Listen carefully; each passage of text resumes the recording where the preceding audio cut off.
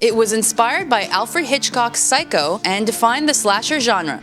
Welcome to WatchMojo.com, and today we'll be taking a look at the Halloween film franchise.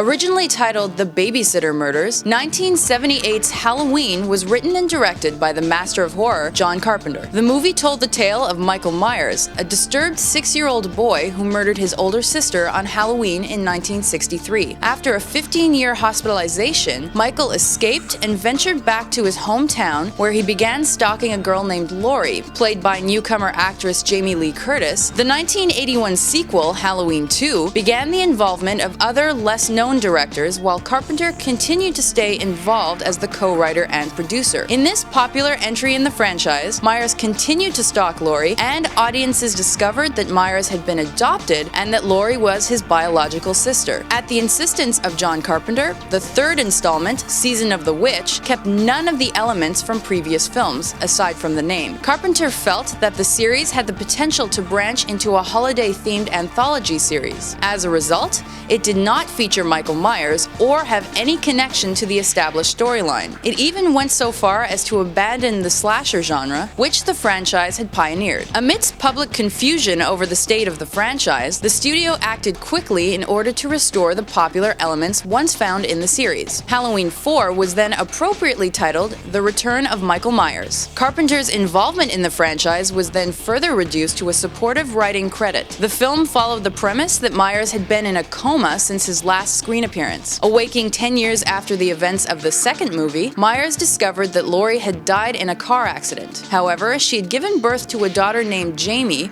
who then became his next target. Only 1 year after its release, the studio felt that the slasher film craze was starting to fade, so they pushed Halloween 5 into production without a solid script. This was the last film in the series with which Carpenter had any involvement. In 1995, the franchise rights were sold to Dimension Films, who were quick to exploit the franchise. They advertised Halloween 6 as 6 times the terror, 6 times the fear, 6 times the thrills of the original Halloween. The film was a commercial failure, but did add an interesting twist to the character with the revelation that he is driven by a curse which forces him to kill his entire bloodline. It told him to kill his family.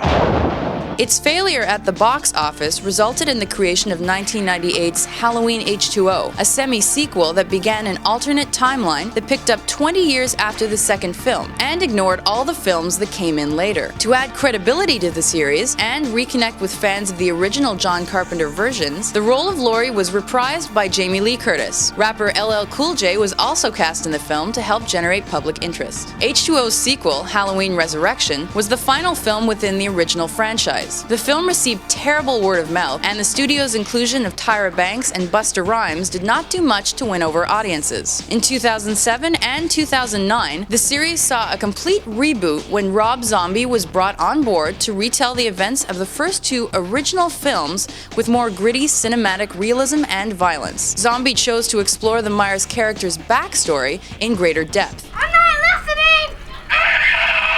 He added a new layer to the franchise by having Laurie's character share similar psychological problems with her brother. Despite the 2007 film performing admirably at the box office, the 2009 sequel tanked. As a result of the reboot's failure, Rob Zombie has refused to come on board for a third film, while Dimension Films went ahead and announced the next entry will be presented in 3D. The project, appropriately entitled Halloween 3D, will seek to capitalize on the tremendous financial success of other recent 3D horror films. Oh, shit.